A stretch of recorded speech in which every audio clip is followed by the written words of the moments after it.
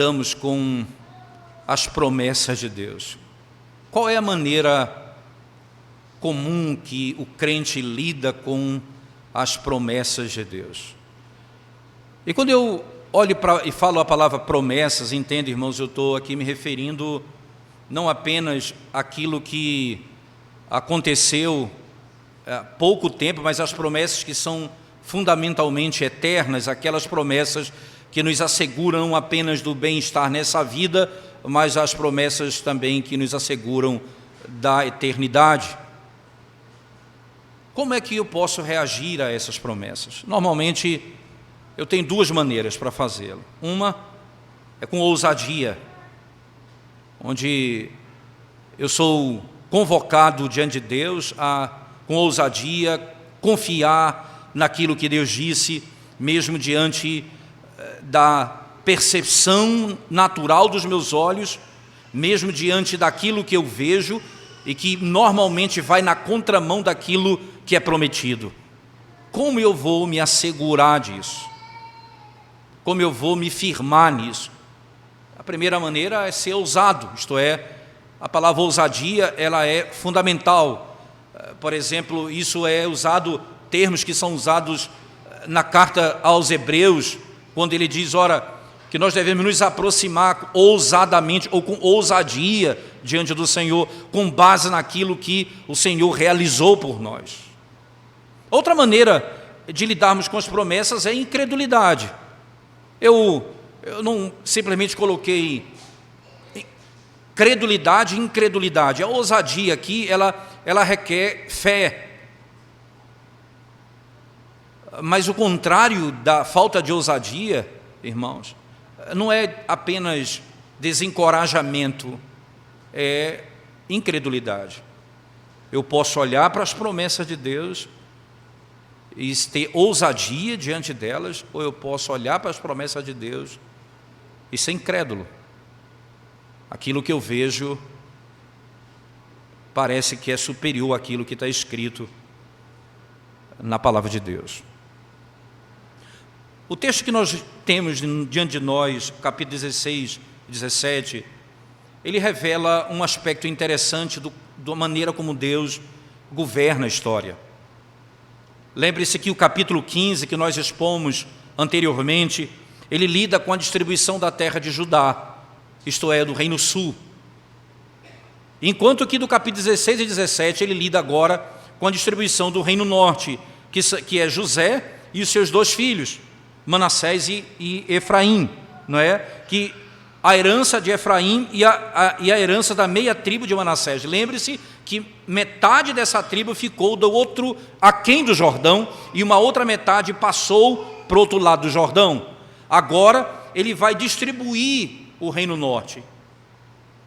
Eu tenho aqui, de um lado, Deus distribuindo a terra para Judá e depois para José, os dois grandes nomes na história dos patriarcas, certamente.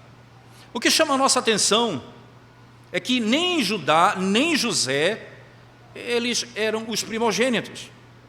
Nós tínhamos irmãos mais velhos, isso é claro no texto.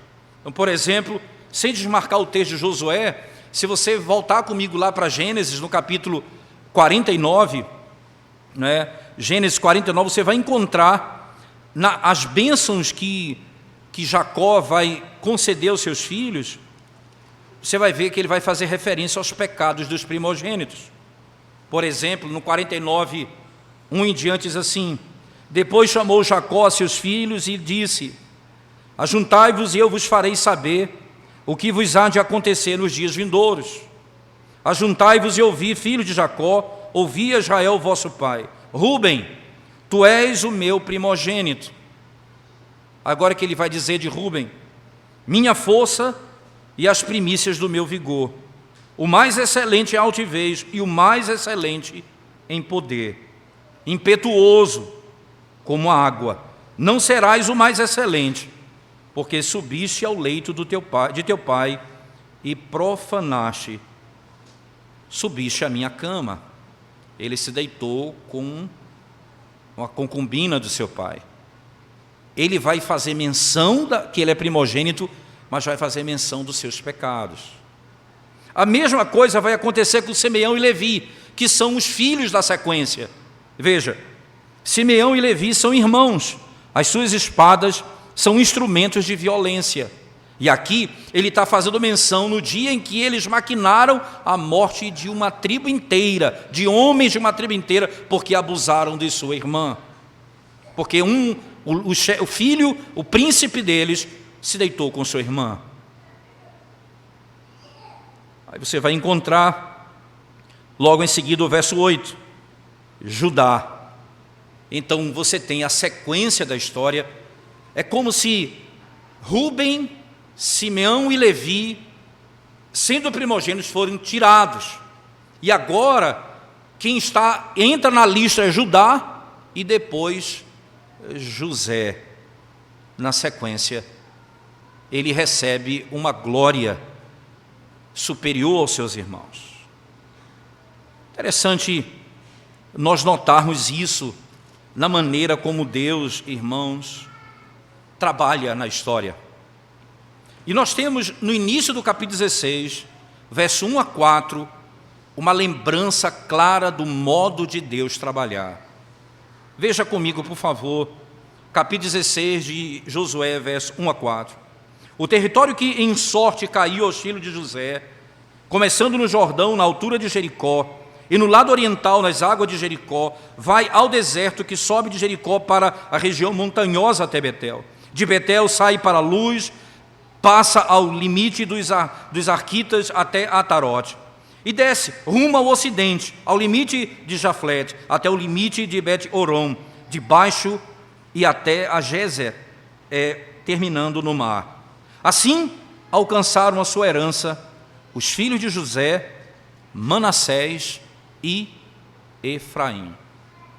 Manassés e Efraim.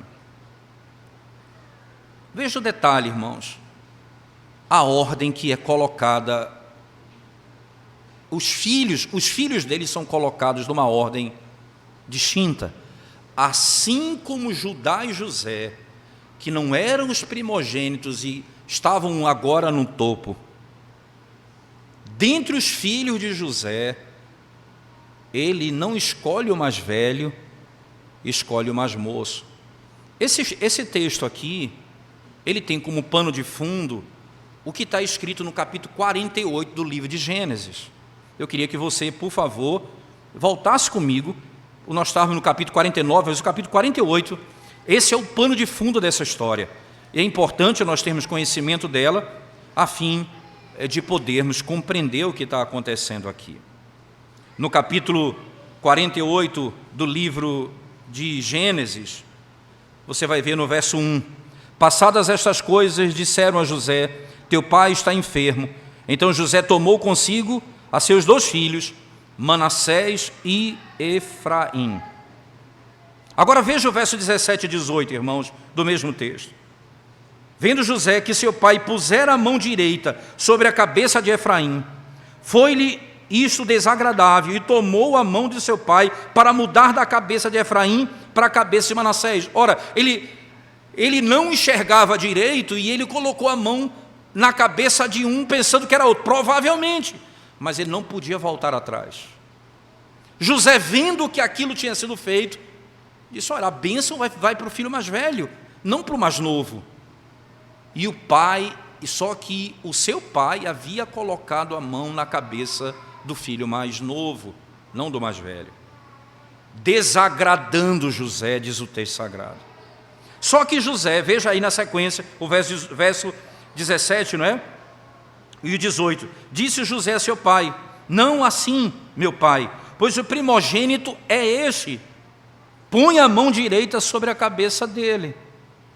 Mas seu pai o recusou e disse, eu sei, meu filho, o que aparentemente era um equívoco, na realidade não era. Eu sei, meu filho. Ele também será um povo, também ele será grande, contudo seu irmão menor será maior do que ele, e a sua descendência será uma multidão de nações. Nós somos lembrados desde o princípio dessa história, desde o seu pano de fundo, até mesmo o fato da escolha da tribo de José, especialmente a herança de Efraim. Que a maneira do Senhor trabalhar é surpreendente. É surpreendente.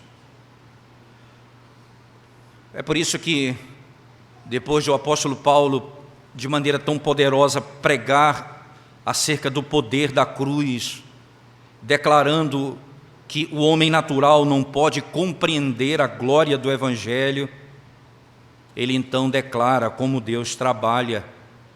No capítulo 1 da primeira carta aos Coríntios, verso 26 a 29, diz assim: Irmãos, reparai, pois, na vossa vocação, visto que não foram chamados muitos sábios, segundo a carne, nem muitos poderosos, nem muitos de nobre nascimento. Pelo contrário, Deus escolheu as coisas loucas do mundo para envergonhar os sábios, e escolheu as coisas fracas do mundo para envergonhar as fortes. E Deus escolheu as coisas humildes do mundo e as desprezadas e as que não são, para reduzir a nada as que são, a fim de que ninguém se vanglorie na presença de Deus. A fim de que ninguém se vanglorie na presença de Deus. A Escritura mostra que não é apenas lá no Antigo Testamento esse modo de Deus trabalhar. O próprio rei Davi, quando foi escolhido o rei de Israel, estava no final, o seu pai não lembrava dele. Ainda falta um, ele está no campo. Quando Saul fora rejeitado por Deus, no capítulo 15 de 1 Samuel, o profeta então lembra da seguinte verdade: quando você era pequeno, Deus te fez grande, e quando você era o menor, Deus te colocou por príncipe de Israel. A grandeza, irmãos, está em Deus que escolhe, o poder está em Deus que escolhe. Você não é povo de Deus porque você é ascendente de uma determinada família, mas porque você se humilha diante de Deus. Ora, o rico, o poderoso vai a Deus como Zaqueu veio a Deus. Se humilhou na presença dele. Mas não apenas o rico financeiramente, também o homem pobre, soberbo e arrogante, que depende de si mesmo, ele só será salvo se ele se humilhar diante de Deus. Para sermos salvos, nós precisamos ser pequenos. Lembre-se então que a porta de entrada do reino de Deus é essa: bem-aventurados, pobres de espírito, porque deles é o reino dos céus. Essa é a primeira, a porta de entrada de todas as bem-aventuranças. Essa é a maneira de Deus trabalhar, irmãos. Foi assim lá atrás, é assim agora no tempo de Josué, é assim também hoje, no nosso meio. Você precisa ser menor para que Deus te faça maior. Você precisa se humilhar para que Deus possa te exaltar. Mas outro aspecto importante, nós aprendemos no capítulo ainda de Josué, agora para o capítulo 17, entrando no capítulo 17 particularmente, nós aprendemos como nós devemos apelar para aquilo que Deus falou, isto é, como eu apelo para as promessas de Deus. Eu olho para o que foi dito, eu creio, sou ousado ou eu sou incrédulo. Veja os versos 3 a 6 do capítulo 17. Acompanhe comigo, por favor, irmãos, na sequência do texto. Zelofeade, porém, filho de Éfer, filho de Gileade, filho de Maquir, filho de Manassés, não teve filhos, mas só filhas, cujos nomes são estes: Maclá, Noa, Ogla, Milca e Tirza. Estas chegaram diante de Eleazar, o sacerdote, e diante de Josué, filho de Num, e diante dos príncipes, dizendo: o Senhor ordenou a Moisés que se nos desse herança no meio de nosso irmão. Pelo que, segundo o dito do Senhor, Josué lhes deu herança no meio dos irmãos de seu pai. Couberam a Manassés 10 quinhões afora a terra de Gileade e Baçã, que está além do Jordão, porque as filhas de Manassés, no meio de seus filhos, possuíram herança. Os outros filhos de Manassés tiveram a terra de Gileade. A terra de Gileade. Sempre é importante lembrar que no lugar que nós estamos, na progressão da revelação, não há nenhum fato desse momento da história que não tenha relação com o passado, que não tenha alguma coisa associada ao passado. Então, o fundamento dessa história está lá em Números capítulo 27, verso 1 a 11, e depois capítulo 36, verso 1 a 12. Então, o que você está lendo aqui nesses poucos versos de Josué, capítulo 17, está registrado com maior informação no capítulo 27, verso 1 a 11 e 36, 1 a 12.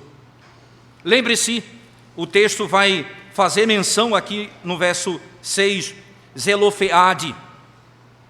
Ele morreu não tendo filhos. Ele tinha 5 filhas. E lá nesse texto eles vão apelar para Moisés. E elas pedem que a terra do pai fique com elas. O que aconteceria, irmãos? Porque o pai não teria mais terra, uma vez que ele não teve filhos, e elas casando com pessoas de outra tribo, elas teriam uma terra que seria dos seus maridos de outras tribos, mas o seu pai não teria terra. Então elas vão pedir a Moisés. Não havia nada que proibisse isso acontecer, mas não havia uma ordem para que isso acontecesse. Então elas vão a Moisés. Elas vão pedir a Moisés. As filhas dele pedem a Moisés, e Moisés não está acostumado com algo como isso. O que é que Moisés vai fazer? Ele vai ao Senhor. Se você lembrar do texto, Moisés ele vai à presença de Deus. Ele não tem uma resposta, porque é um assunto complexo, e ele não tem uma resposta imediata para essa situação. Então ele vai até o Senhor. E aí, aquilo que elas pediram foi garantido por Deus. Aquilo que elas pediram a Moisés foi garantido por Deus. João Calvino, comentando esse verso, diz o seguinte, irmãos: eles não teriam dificuldade nenhuma em saber que Deus lhes daria essa terra no futuro, porque Deus havia prometido. E lá atrás, eles teriam tranquilidade de ouvir da boca de Moisés que Deus havia garantido a eles a terra, e isso tranquilizaria o seu coração. Veja, irmãos, nós estamos em Números capítulo 27, eles não entraram na terra ainda, mas foi prometida a elas que elas teriam parte na terra. A promessa foi feita e foi assegurada pelo Todo-Poderoso. Assim será. Então, na sequência agora dessa história, no capítulo 17, eles entram na terra prometida. E eles vão lembrar Eleazar e Josué aquilo que Yahvé ordenou a Moisés. o que ele havia dito a ele: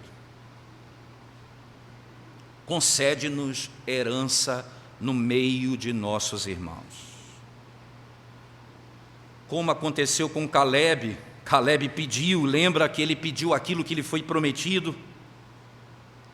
Eles vão fazer exatamente a mesma coisa. Como, irmãos, essa moça e suas 4 irmãs são professoras nossas nessa manhã. Como elas podem nos ensinar nessa manhã?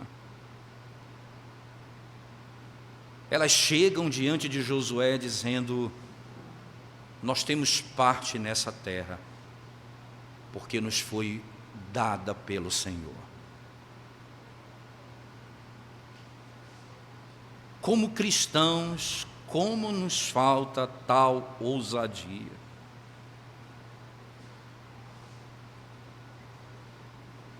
Esse é o ponto, eu creio, desse texto, irmãos. Lembre-se, se Jesus Cristo, o Filho de Deus, é o nosso sumo sacerdote, e Ele está à mão direita de Deus Pai, o que nós devemos fazer? Nós devemos nos achegar diante dEle com confiança, com ousadia, aproximarmos dEle. Quando tentados diante de situações em que não temos força para sairmos da tentação, nós podemos apelar para as promessas de Deus. Quando tomados por angústias que querem arrancar a nossa mente, o nosso raciocínio e às vezes arrancar a nossa paz, nós podemos lembrar das promessas de Deus, de que nós não iríamos ser tragados, não iríamos naufragar, não iríamos ser destruídos, que o Senhor nos guardaria, que Ele nos protegeria. Deus proveu para o seu povo um trono de graça, irmãos, para que encontremos socorro e misericórdia em tempo oportuno.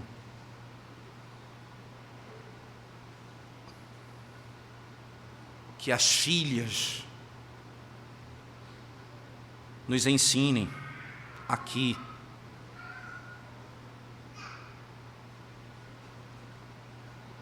a chegar diante de Deus e procurar provisão diante das promessas que nos foram feitas.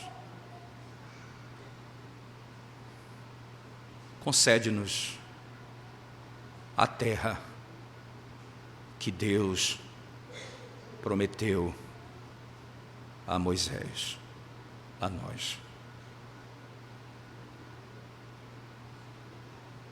Concede-nos a graça. Concede-nos o socorro, aumenta a nossa fé,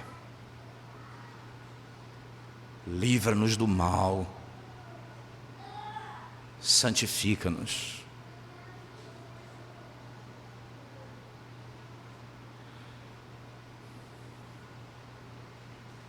Mas acontece que nós podemos lidar com o que Deus fez no passado também de maneira pecaminosa.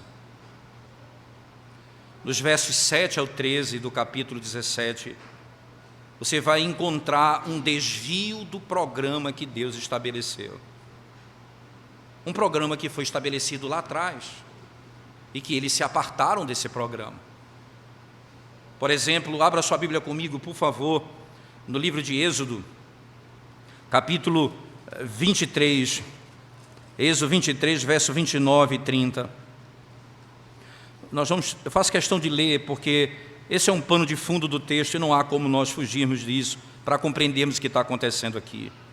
Êxodo, capítulo 23, verso 29 e 30, diz assim, as Sagradas Escrituras, irmãos: não os lançarei de diante de ti num só ano, para que a terra se não torne em desolação, e as feras do campo se não multipliquem contra ti. Verso 30. Pouco a pouco os lançarei de diante de ti, até que te multipliques e possuas a terra por herança. O Senhor está dizendo, olha, vocês vão entrar na terra, mas vocês não vão tomar a terra toda num dia. Vocês vão botá-los para fora, pouco a pouco, até eles saírem da terra. Porque senão haverá plena desolação. Vocês vão fazer isso com inteligência. Se você for lá para o capítulo 7 de Deuteronômio, por favor, não se canse de ler comigo o texto. Deuteronômio capítulo 7, verso 22 e 23, diz assim o texto sagrado. Mas o Senhor teu Deus tais entregará e lhes infligirá grande confusão até que sejam destruídas. Entregar-te-á também nas mãos os seus reis, para que apagues o nome deles de debaixo dos céus. Nenhum homem poderá resistir-te até que os destruas. Vocês vão fazer isso passo a passo até que todos sejam destruídos. Mas o que é que acontece aqui, irmãos? Como é que eles fogem? Esse era o programa de Deus. Mas como eles resolvem se desviar do programa divino? O que Deus ordenou, eles não viverão segundo o que foi ordenado. Eles serão incrédulos, e a incredulidade tem interesse próprio. Qual o interesse próprio? Acompanhem comigo o texto mais uma vez, por favor, em Josué, agora capítulo 17. Por favor, volte comigo para o texto que nós estamos lendo. Do 17, do verso 3 ao 6. Não, desculpa, do 7 até o 13. Veja como isso vem acontecendo paulatinamente já nos capítulos anteriores. Josué, volte comigo, por favor, capítulo 15, verso 63. Veja o que acontece. Não puderam, porém, os filhos de Judá expulsar os jebuseus que habitavam em Jerusalém. Assim habitam os jebuseus com os filhos de Judá em Jerusalém até ao dia de hoje. Aí você vai para o capítulo 16, verso 10 agora. Não expulsaram os cananeus que habitavam em Gézer. Assim habitam eles no meio dos efraimitas até o dia de hoje, porém sujeitos a trabalhos forçados. Aí você vai para o capítulo 17, verso 12 e 13. Diz assim um texto. E os filhos de Manassés não puderam expulsar os habitantes daquelas cidades, porquanto os cananeus persistiam em habitar nesta terra. Sucedeu que, tornando-se fortes, os filhos de Israel sujeitaram aos cananeus a trabalhos forçados, porém não os expulsaram de todo. Não os expulsaram de todo. Como a incredulidade tem os seus interesses, irmãos? O que eles vão fazer aqui é não cumprir o propósito divino. Eles vão se utilizar deles como escravos para o seu próprio benefício. Para os intentos do seu próprio coração. Muitas vezes nós somos fiéis nas questões mais cruciais, e aquelas que são imediatas, mas aquelas que vão acontecendo no decorrer do tempo, nós temos a tendência de esquecer o que Deus diz. Uma tentação que ela é imediata, e ela chega rompendo com valores que você tem, a tendência sua de resistir àquilo é muito mais fácil. Mas aquela que vem dia após dia, que não tem cara de tentação, mas é numa conversa, é no dia a dia, é numa maneira de falar, essas coisas vão entrando pela porta e você não percebe e já está dominado pela iniquidade. Aconteceu isso aqui com eles. Eles perceberam que podiam tirar proveito daquela situação e poderiam usar os inimigos para os prazeres pessoais deles.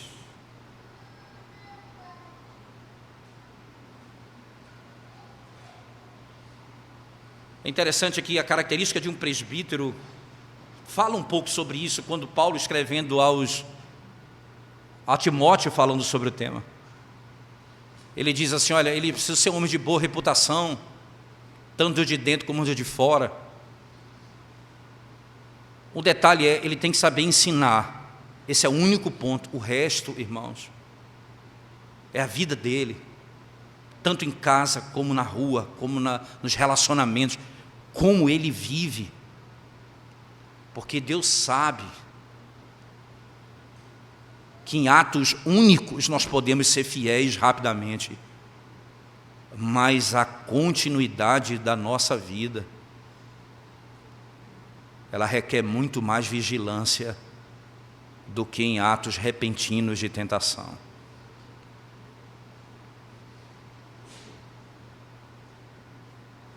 Atos repentinos de tentação. Você sabe, e quando nós chegarmos na exposição de Juízes, com a graça de Deus, você vai entender que o capítulo 15, 16, 17 de Josué, eu vou trazer a memória quando chegarmos lá, se Deus nos permitir, que a falha de Efraim, de Manassés, de cumprir o que Deus ordenou, será anotada no livro de Juízes, quando aqueles cananeus trarão para dentro de Israel grande sofrimento,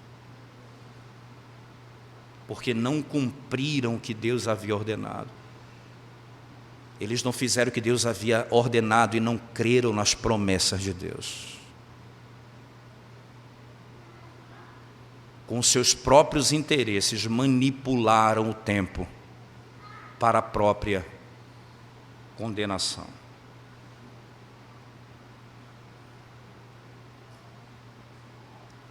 Outro aspecto importante que nós somos instruídos nessa sessão são aqueles que estão descontentes. Você vai ver do verso 14 ao verso 18 do capítulo 17, que é a última sessão, estando descontente com o que Deus lhes concedeu.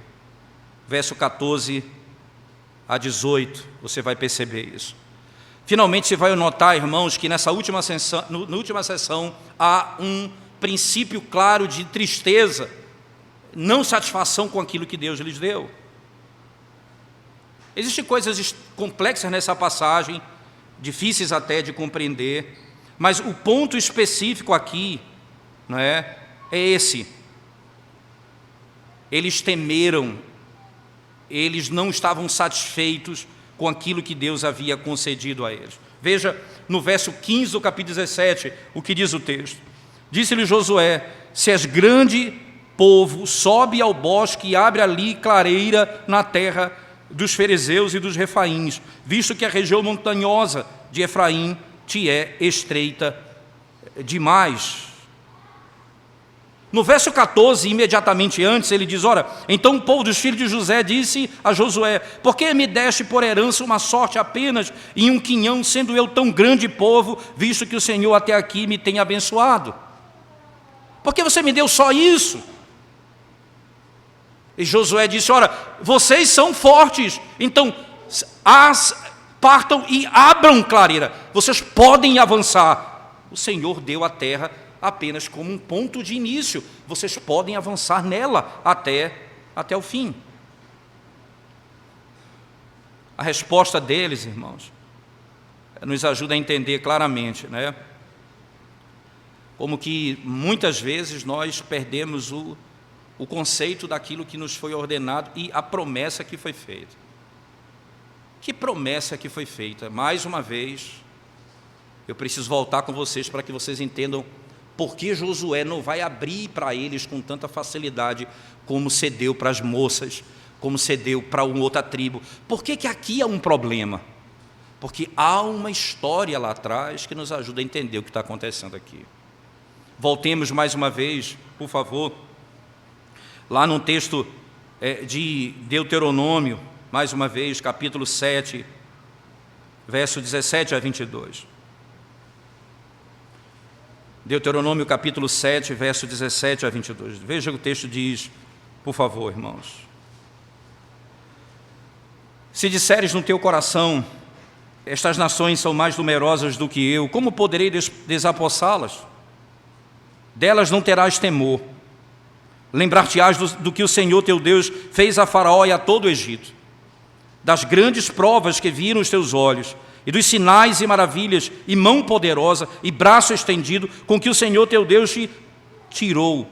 Assim fará o Senhor teu Deus com todos os povos aos quais temes. Além disso, o Senhor teu Deus mandará entre eles vespões, até que pereçam os que ficarem e se esconderem diante de ti. Não te espantes diante deles, porque o Senhor teu Deus está no meio de ti, Deus grande e temível. O Senhor teu Deus lançará fora estas nações, pouco a pouco, de diante de ti. Não poderás destruí-las todas de pronto, para que as feras do campo se não multipliquem contra ti. Quando você for para a guerra, capítulo 20 de Deuteronômio, quando você for para a guerra, esse é um outro princípio estabelecido em Deuteronômio, como base de Josué, capítulo 20, verso 1, quando saíres à peleja contra os teus inimigos e vires cavalos e carros e povo maior em número do que tu, não os temerás, pois o Senhor teu Deus, que te fez sair da terra do Egito, está contigo. É só voltar para Josué 17, irmãos, e veja o que eles vão dizer literalmente no texto. Ele diz assim, versículos, como está posto aqui no texto, verso 14 em diante. Aí no verso 16, então disseram os filhos de José: a região montanhosa não nos basta, e todos os cananeus que habitam na terra do vale têm carros de ferro, tanto os que estão em Bet-Seã e suas vilas, como os que estão no vale de Jezreel. Eles têm carros, e é o que Deus prometeu em Deuteronômio. O Senhor vai destruí-los, um por um. O descontentamento, irmãos, de Manassés começa com o descontentamento que Deus lhe deu. Essa terra não é boa. Mas o problema não é a qualidade da terra, o problema é mais grave. Eu tenho problema porque eu não confio naquilo que Deus me concedeu. Não que Deus não conheça os seus temores, irmãos. Ele já conhece, tanto é que o capítulo 7 de Deuteronômio, capítulo 20, ele fala desses temores e está dizendo ao coração de Efraim e Manassés.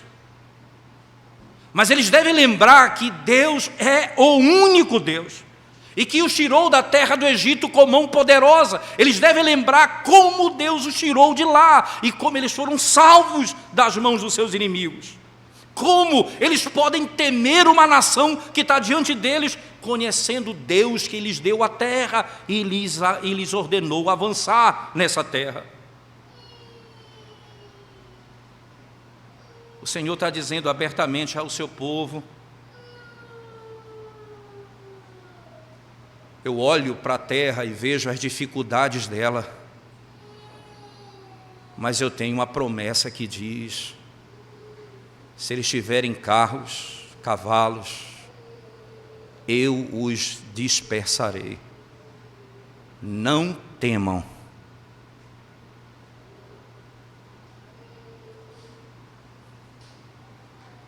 Às vezes, o descontentamento com que Deus tem te dado é algo que revela muito um problema mais profundo no teu coração. Eu não confio nas promessas do Senhor.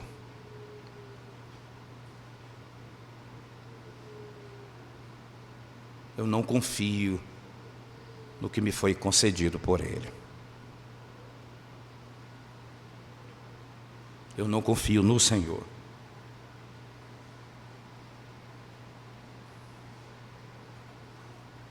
O que o Senhor está nos ensinando, que eu preciso confiar nas promessas para poder andar com fidelidade. Josué vai encorajá-lo. Josué fala à casa de José, a Efraim e a Manassés, dizendo: Tu és povo numeroso e forte. Não terás uma sorte apenas. Porém, a região montanhosa será tua. Ainda que é bosque, cortá-la-ás, e até as suas extremidades será todo teu. Porque expulsarás os cananeus, ainda que possuem carros de ferro e são fortes. Josué disse: vocês vão permanecer com essa terra e vão tomá-la, mesmo que eles sejam mais poderosos que vocês.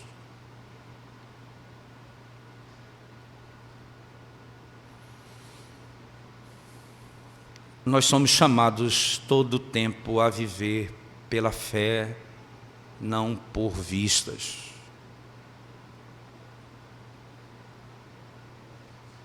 A confiarmos nas promessas de Deus como sendo parte da nossa vida e da nossa alma, e não nos apartamos dela.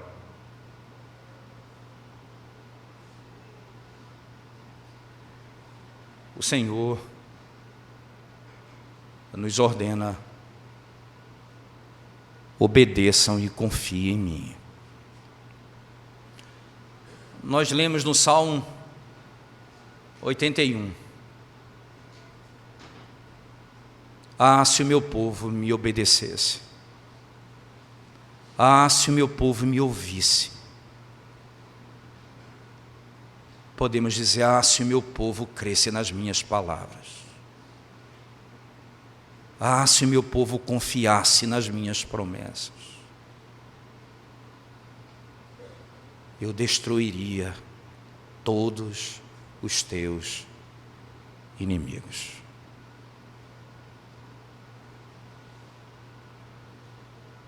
Ah, Igreja da Aliança, a povo de Deus, se confiássemos no Senhor dessa forma,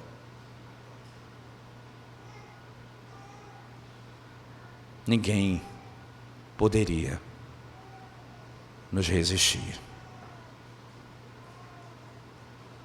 Vamos curvar nossa cabeça, vamos orar ao Senhor, irmãos, mais uma vez. Pai Santo, nós te exaltamos nessa manhã do teu santo dia, porque o Senhor falou ao nosso coração. O Senhor nos desafiou a uma vida mais comprometida e de fidelidade e credulidade.